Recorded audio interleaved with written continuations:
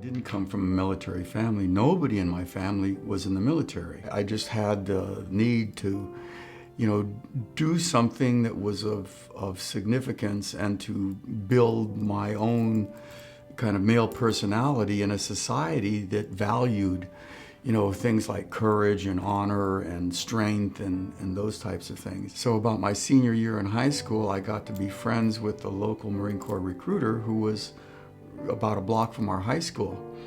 And I actually signed up 4 months before I graduated. So I was really in the Marine Corps in March of 1964. And then I graduated high school and I went to active duty in June of '64. I wound up in aviation ordnance, which was, I went to school for 6 months in Jacksonville, Florida. When I checked into the station, I knew that the Vietnam War was starting to kick into gear. This was in mid-65. And I said, what's the next outfit going to be forward deployed to Vietnam? And they said, well, this outfit here is a photo reconnaissance squadron. They're going to be deployed probably in the early fall. So I said, put me in there. And they did. So I wound up in a photo reconnaissance squadron called Marine Corps Composite Reconnaissance Squadron 3. I was in charge of all the weapons, small arms repair, submachine guns, rifles, pistols, also for taking care of the 20mm cannons on the ECM or electrical countermeasure planes, and also the flares, the explosive flares that were used in photo reconnaissance. Mid-September, we packed up and we were carried over to San Francisco, where we caught a C-141 Starlifter, big transport jet, and flew to Okinawa. And in Okinawa, we spent about 3 weeks there getting all of our shots, getting prepared to go into country.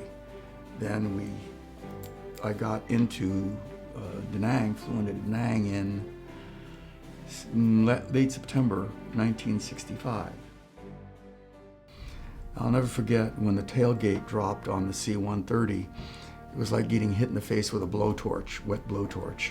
My first night there, I spent on guard duty. I mean, I literally just got off the C-130 from like 15 hours of flying or something. And I got ammunition for my rifle and sent on perimeter guard. And of course, luck being it, we were supposed to get attacked at 3 o'clock in the morning. I couldn't see anything. I was in elephant grass, up to my chin. My command post was an old French bunker, surrounded by concertina wire. And naturally, in the middle of the night when we were doing a change of guard, a good friend of mine was at the CP. I couldn't find my way back through the barbed wire. There's only one course to go through. So I had, Hank, I'm lost, I can't get in. So he came through the barbed wire and led me back to the CP. I spent my first year in fixed wing for VMC J1. I mean, we were working 18, 20 hours a day, 7 days a week. It was just brutal. And then sometimes we'd be on perimeter guard at night. This was when Da Nang was still no man's land, right at the edge of the base. And it was pretty interesting because the infantry used to go on patrol right from the airbase, and I would see them coming in, with barbed wire holding some of their boots together. We'd twist it because the rubber would separate from being in the swamps. My first tour passed fairly uneventfully. I mean, there were a few emergencies, but nothing to speak of. And I'm going, I was trained, for combat. I mean, that's what Marines do, and I really haven't seen any combat. So I knew there was a helicopter squadron near the ocean at a place called Marble Mountain.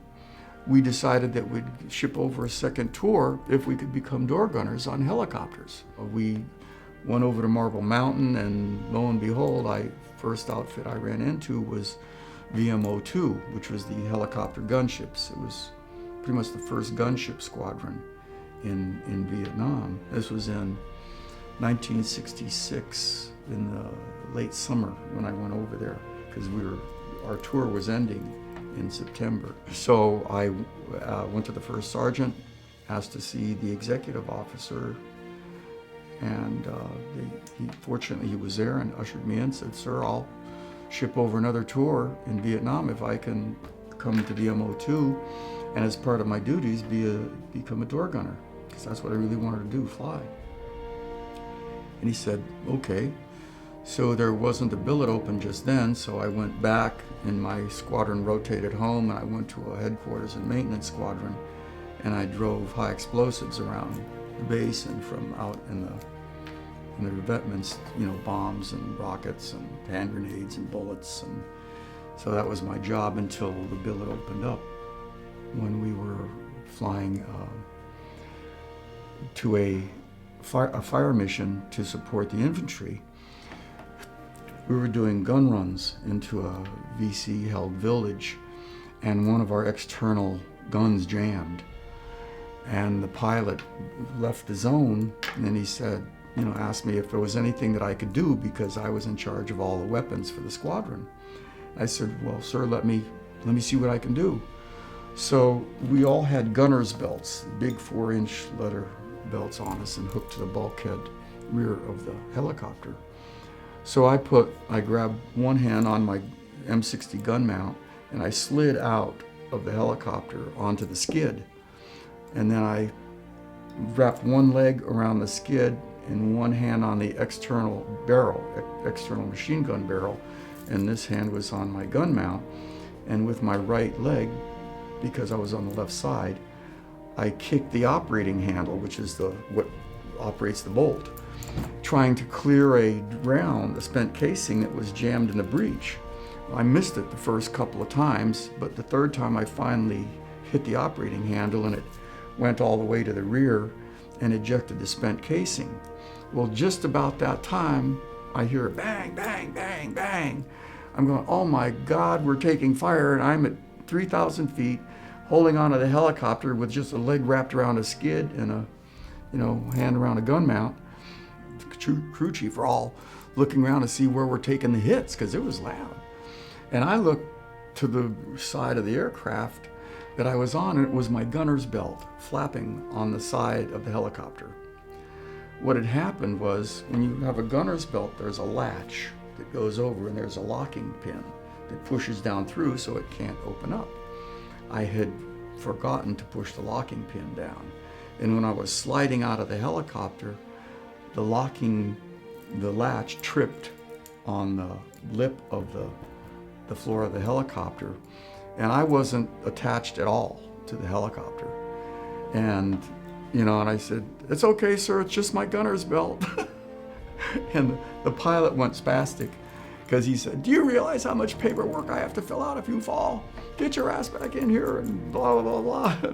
He was very agitated. And of course, I was scared to death. And so I very carefully crawled back in, put my gunner's belt on, and put the locking pin back in. And then we went back and finished the mission, and with all the weapons blazing. One of the important things that war taught me, I got to Vietnam when I was 18, and I turned 19 and 20 in country. So I was there for 22 and a half months.